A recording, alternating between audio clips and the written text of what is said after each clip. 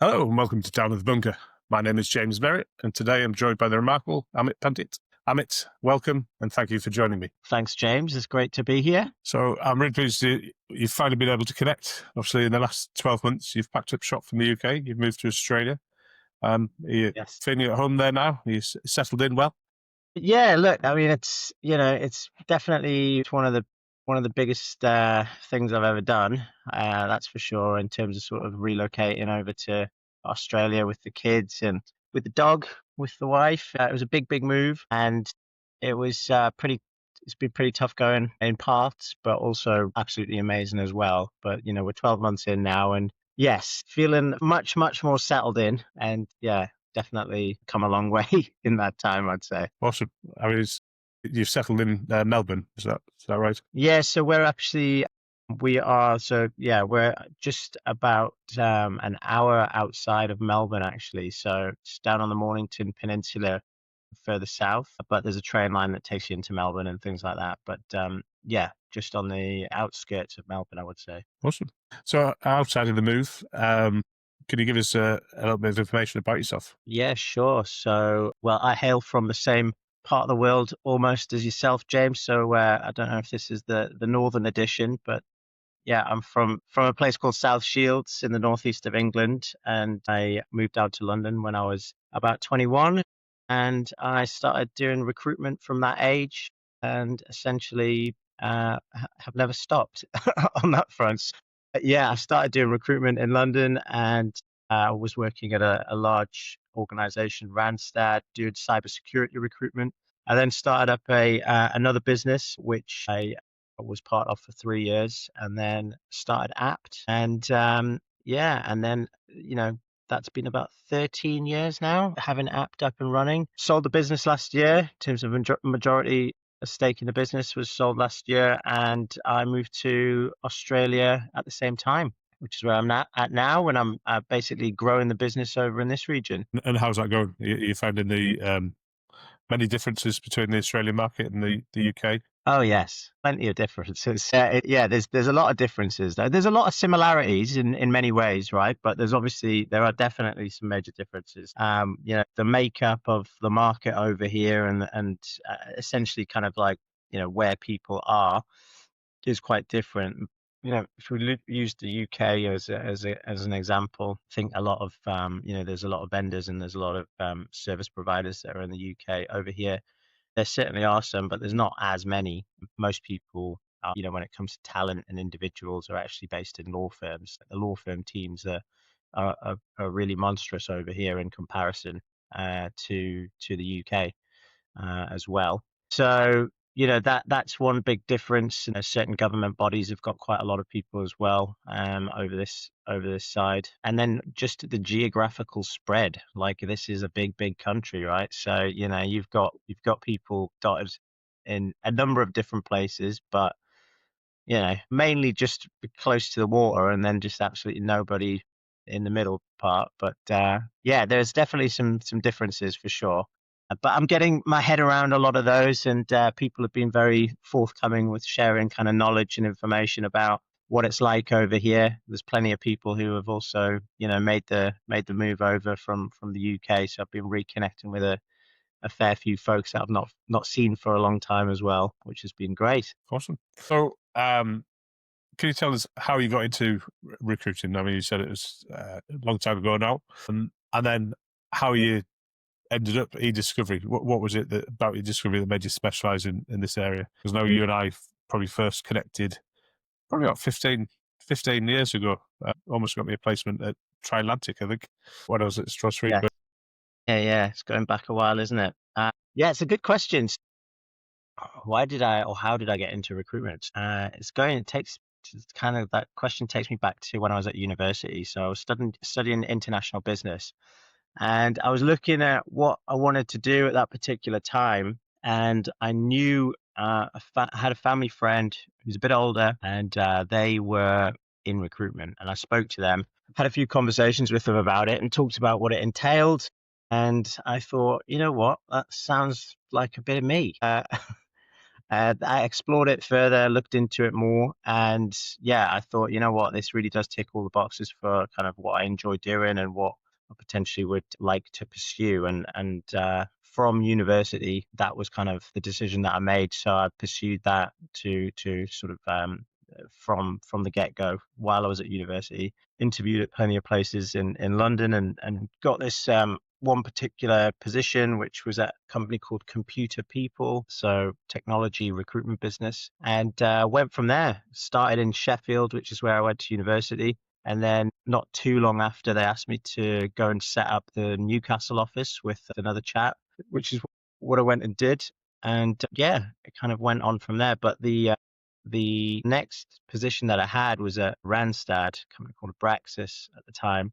So it was on Oxford Street, huge office, and it was a situation where, and if anyone's listening who is in recruitment, this will be something they'll understand. They'll give you a phone and they'll give you a desk and everything and say, right, okay, we'll get going, kind of thing, right? So it was one of these things where they said, look, whatever you want to do, you can do. So you just need to choose the area that you want to work in. And at that time, I chose cybersecurity. The reason being, and this is going back, as you say, a fair while now. So there was nobody that was doing cybersecurity at that office at all. It was called information security back then. So I decided to do information security. Yeah, I started that, went on with that, and it was great, very successful with that, and really enjoyed it. But I decided to leave the business and go and set up a business, which occurred about 3 years after I was there.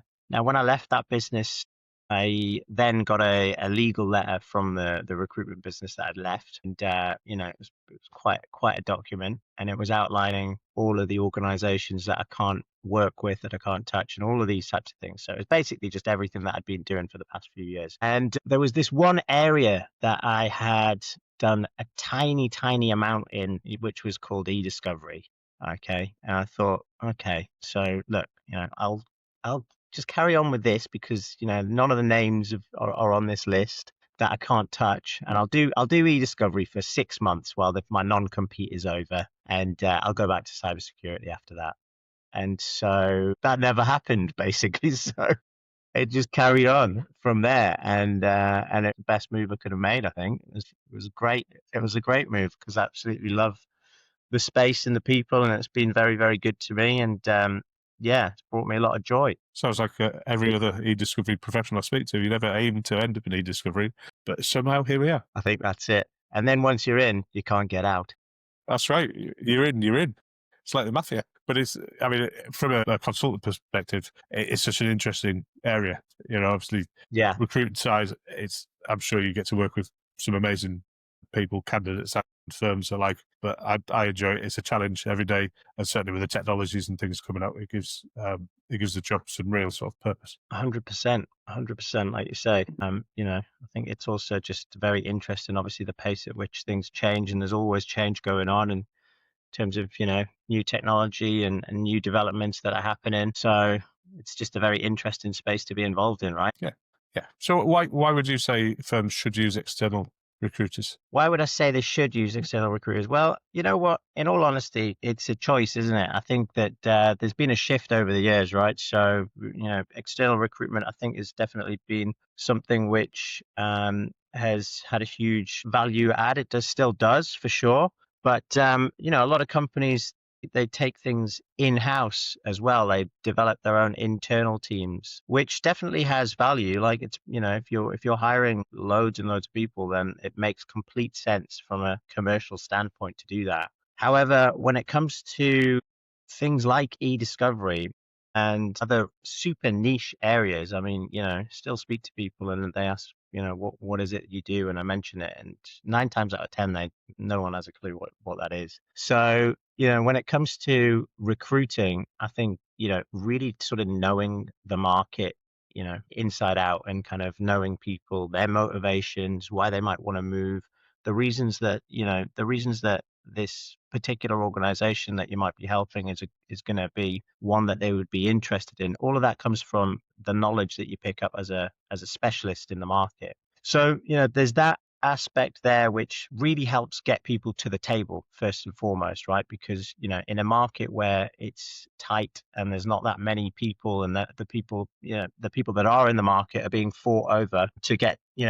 have conversations with and to bring into organizations, you want to have the best chance of bringing the best talent into your company. And so I think that, working with a really good recruiter will actually allow you to have a much higher chance of, first and foremost, getting them to the table, and secondly, getting them over the line, because, it's a delicate situation when you come to the point at which it's kind of speed dating in a way, right?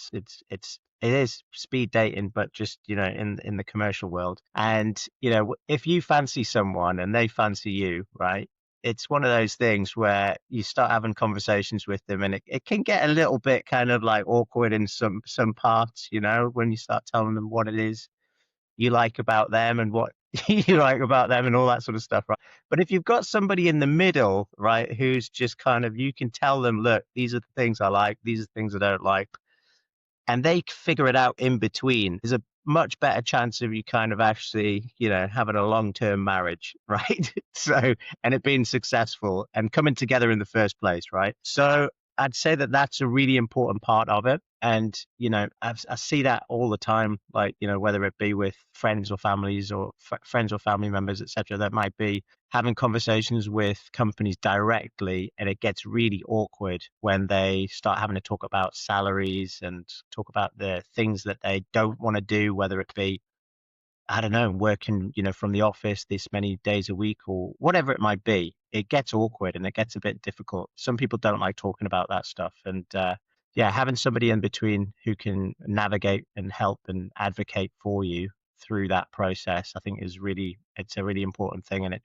just ends up being something where everyone, and this is the bit that I really, really like about recruitment, the bit that is the best is that, everyone's happy, right? You get like happy person that's got a new job for all the reasons that they wanted that job, whatever they may be. The company that's hiring, they're happy because they needed that person for whatever reason they needed them. And then you as the individual, you've helped navigate that and bring that together. So that's what I get a real kind of buzz from. And from a candidate perspective, I find certainly when I'm trying to apply direct to an organization, you Yeah. get fielded out by bots if you don't tick certain boxes in the way your application goes, or the way your CV is written, and then you hear nothing back, or you just get a generic email with no feedback.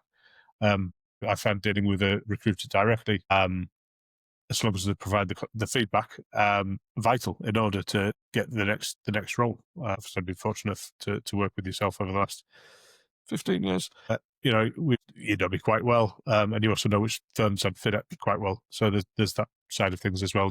You're aware of more roles than I find. So there is, from a candidate point of view, a recruiter has a vital role, certainly in my opinion. Yeah, definitely. Like you said, I think it's also building, like you've just mentioned there, a bit of like a long-term relationship. It's almost like an investment, right? The more that you put in at the start, the more that you're going to get out from later on down the track, because the person knows you as an individual, all the ins and outs. Goes, it's not just surface level stuff of like what's on your CV and then that's it. It's like, okay, well, what's your family life like? How much time can you spend away from that? Or like, do you want to be, based at home because of these reasons, and all sorts of, intricacies, right? So yeah, it makes a big difference. And I think,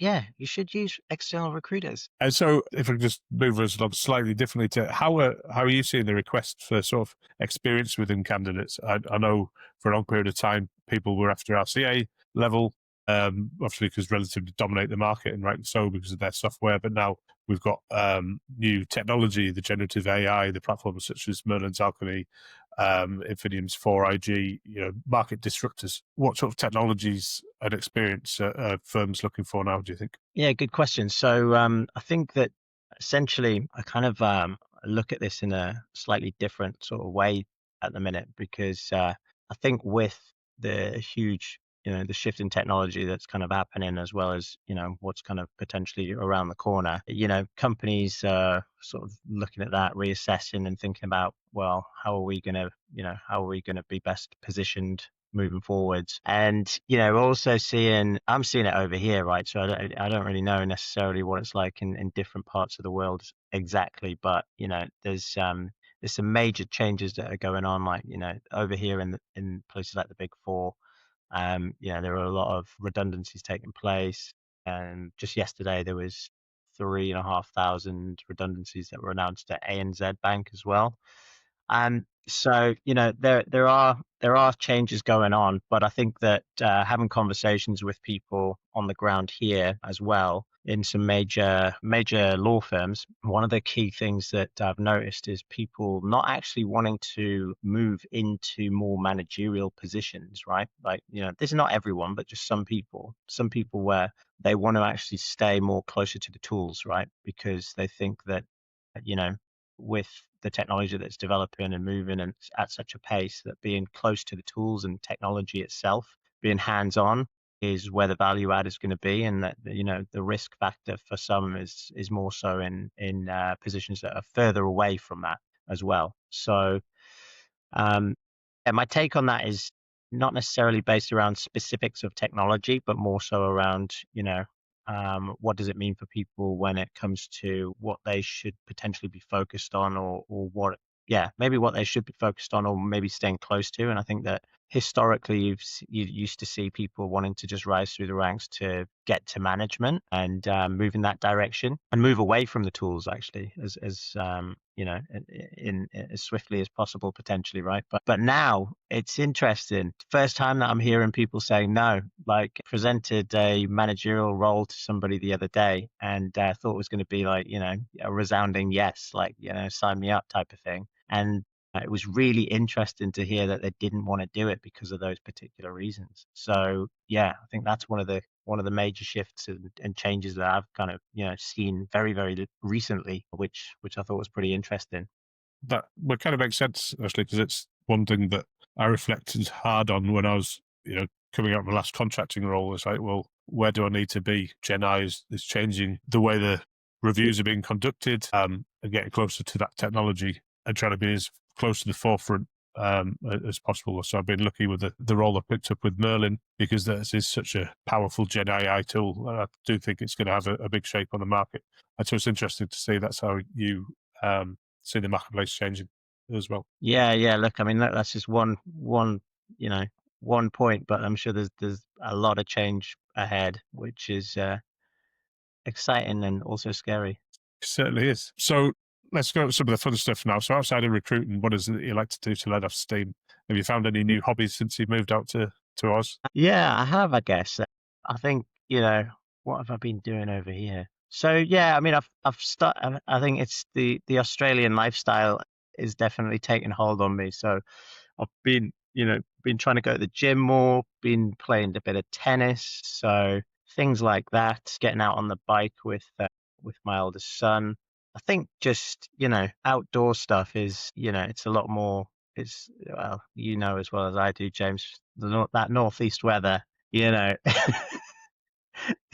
it doesn't allow for too much tennis and stuff like that, right? Not outside. You get two So weeks yeah, of summer. exactly, exactly. Yeah, just a bit more outdoor lifestyle sort of things have been going on, and we're fortunate enough to live fairly close to the beach. So once whenever the weather's pretty nice, we'll head down to the beach as well. So that kind of thing. Awesome. Well, I really appreciate the fact that you've taken this time to get up really early and join me. So thank you. And for anyone who's listening, thank you very much for stopping on by, and come back for the next episode. Thanks very much. Thanks, Thanks Amit. for having me, James. You're welcome. Thank you.